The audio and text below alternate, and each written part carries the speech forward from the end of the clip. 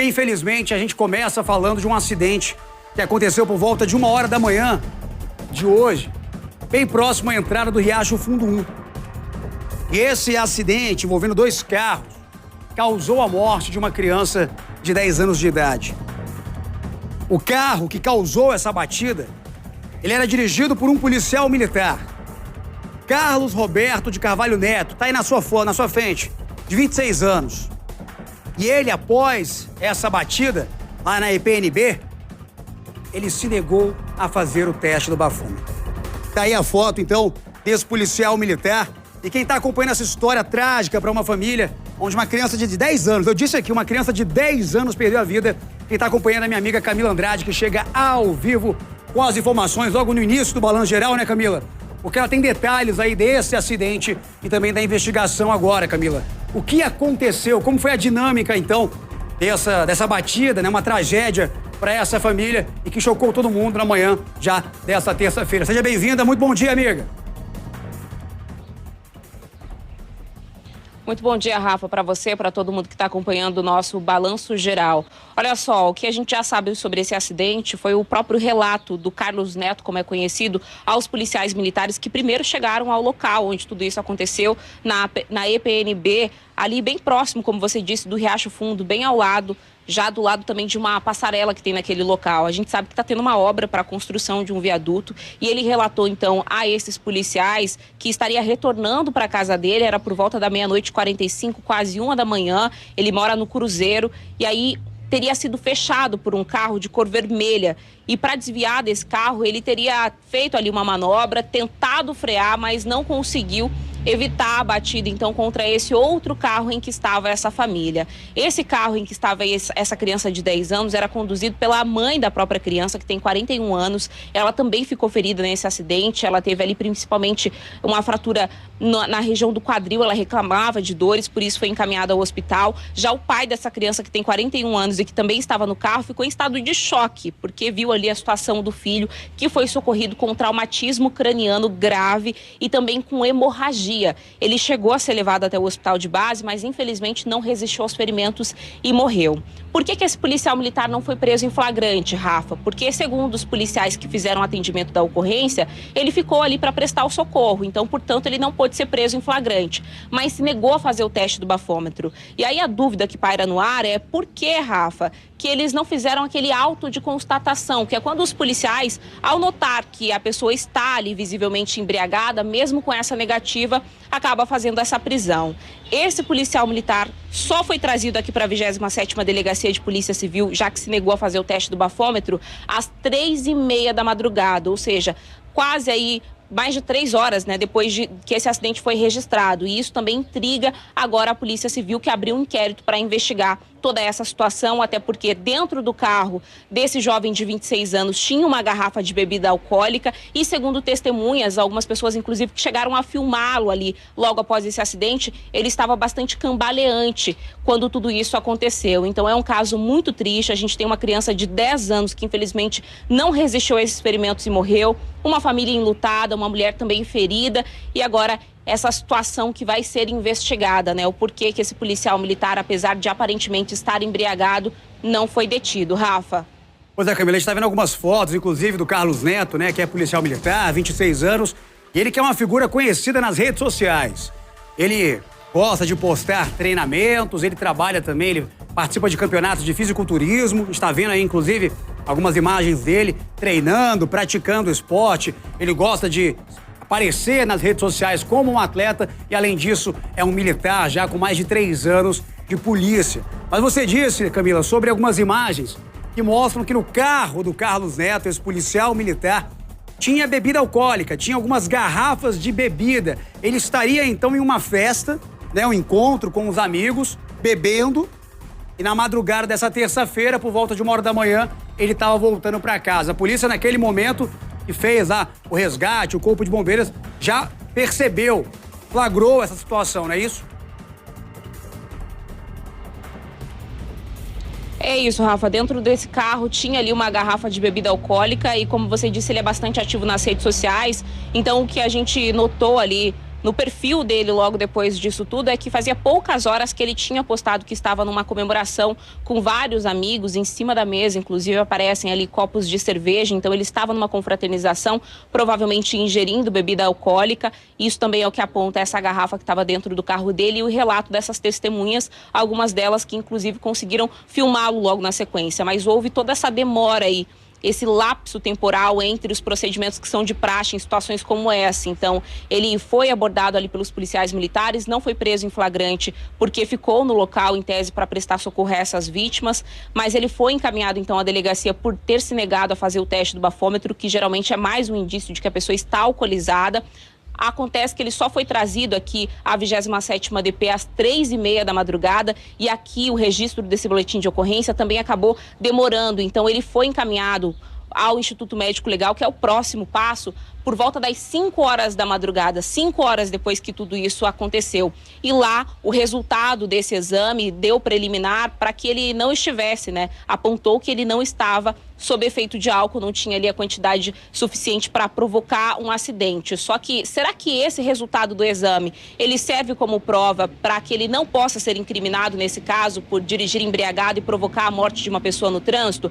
Essa foi uma das perguntas que eu fiz ao delegado que está à frente agora desse inquérito, Diogo Carneiro, e ele diz que provavelmente não, justamente porque todos esses fatores que a gente acabou de comentar aqui, Rafa, o histórico do que ele estava fazendo antes e há o registro nas redes sociais, o fato dessa garrafa ter sido encontrada dentro do carro, o relato dessas testemunhas, também, claro, dos pais dessa criança que agora estão enlutados, não têm condições de falar, mas que devem ser ouvidos logo na sequência, tudo isso vai ser incluso nesse inquérito policial que vai apontar ao fim se de fato ele é ou não responsável por dirigir embriagado nessa situação. É uma investigação que começa agora, mas que, claro, é muito aguardada principalmente por essa família enlutada, porque, mais uma vez, a gente está falando aqui de mortes no trânsito e, nesse caso, há suspeita de que possa ter envolvimento com o fato das pessoas beberem e assumirem a direção de veículos. A gente lamenta muito, não é mesmo, Camila? A gente lamenta demais, é muito triste, cara, é muito triste. Depois a gente entra, inclusive, na discussão.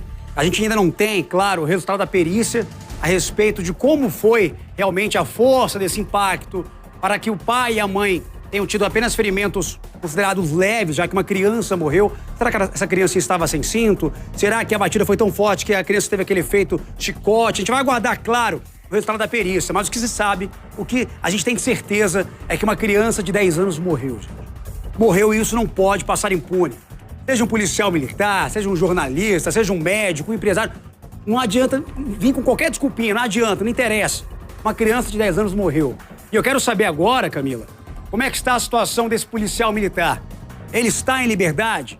A Polícia Militar já informou o que vai acontecer? Vai abrir algum procedimento interno? Como é que ele vai responder aí por esse caso, por esse crime, por essa morte no trânsito? Conta pra gente, por favor. Sim, Rafa, ele está em liberdade porque, como eu disse, ele não pode ser preso em flagrante ali no momento, já que ele ficou no local e, portanto, entende-se que ele ficou justamente para prestar socorro às vítimas. Ele se negou a fazer o teste do bafômetro e, como esse exame no Instituto Médico Legal foi feito só 5 horas depois, o resultado preliminar é que também ele não estava alcoolizado ao volante quando esse acidente aconteceu. Então, portanto, ele sequer precisou assinar aquele termo circunstanciado. Ele simplesmente foi liberado logo depois desses procedimentos todos, mas esse inquérito foi aberto e ao final desse inquérito, a conclusão dele que vai apontar, né, se ele foi responsável por algum crime, por exemplo, homicídio doloso ou então até mesmo culposo, e aí sim ele pode responder um processo judicial. A princípio, Rafa, ele segue em liberdade. O que a gente tem de informações por enquanto da Polícia Militar é que normalmente quando há essa negativa de fazer o teste do bafômetro já é um indício de que a pessoa está alcoolizada, é isso que a gente vê em outras situações.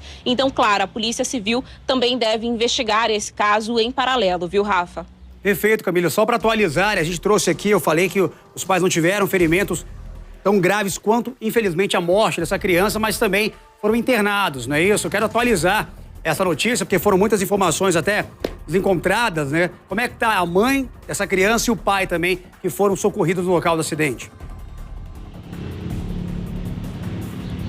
Rafa, foi uma batida, a princípio, bastante violenta. As informações que a gente tinha preliminarmente era que a mãe estaria ali reclamando de dores, principalmente na região do quadril. Ela foi encaminhada ao hospital e o pai teria sido encaminhado a princípio porque estava em estado de choque por conta de toda essa situação. Mas a última atualização que a nossa produção recebeu é que esse homem de 40 anos também está em estado grave. Essa criança, como eu disse, ela chegou a ser socorrida, ela foi levada, Rafa, até o hospital de base, mas ela teve um traumatismo craniano grave e também estava com hemorragia interna e por conta disso não resistiu a esses ferimentos e infelizmente morreu. Então agora essa família, né, em meio a esse luto de perder uma criança de 10 anos, também precisa lidar aí com a situação, o estado de saúde desses dois pais, a mãe e o pai dessa criança, porque esse acidente de fato foi bastante violento. Eu vou pedir, Rafa, licença para você um instantinho, porque o delegado aqui ele ainda está sem o retorno, mas eu vou pedir até para ele vir aqui para conversar com a gente,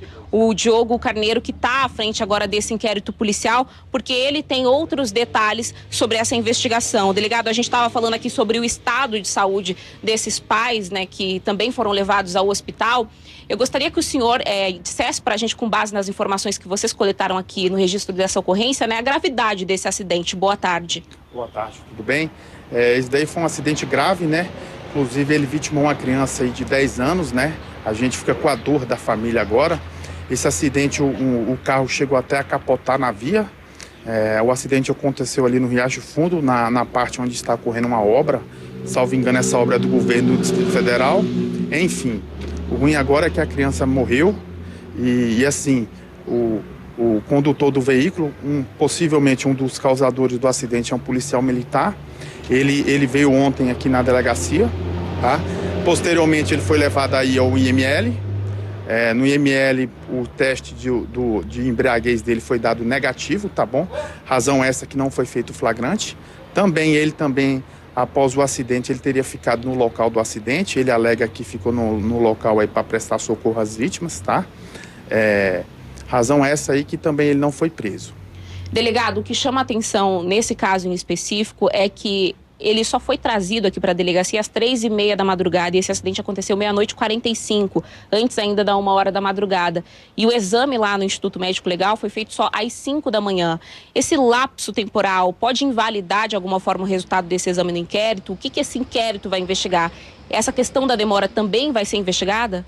Isso, o que acontece? Realmente a gente teve um lapso temporal muito grande em relação ao momento do acidente e posteriormente ao momento que ele foi conduzido ao ML. Isso realmente atrapalhou o exame, mas isso não quer dizer que ele não vai responder se ele for o causador do acidente, né? A gente tem outros meios de provas aí, tá? Temos as provas testemunhais, temos a perícia, tá? Que foi feita perícia no local do crime. A gente já está entrando em contato ali com o estabelecimento comercial onde ele estava bebendo anteriormente, tá? Para pessoas que seriam ouvidas na condição de testemunhas.